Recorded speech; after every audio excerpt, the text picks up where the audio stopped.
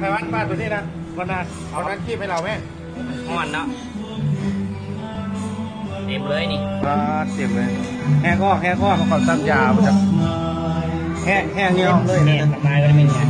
เดี๋ยวคนนั้นดูโอ้ดูคนนั้นเต็มเลยเนี่ยเต็มพุงเลยกินแล้วเลยตายคนนั้นตัวนี้มันเป็นก้ามซีเหมือนแมนเพื่อนน่ะขอติดมาเลยแล้วได้ปลาแล้วก็ได้หอกได้อยู่ในนี่ก็มีนี่มันกลายเป็นยังไงยากโคตรน้องความก็เป็นอย่างนั้นเห็นว่าอันนู้นเป็นไงเนาะกลับไปกลับมันนี่แหละ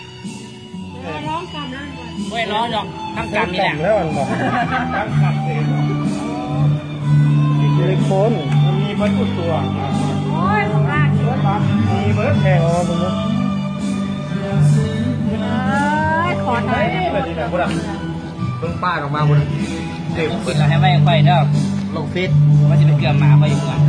ว่ามาตายได้โอ้ยตายก็ยากยังไม่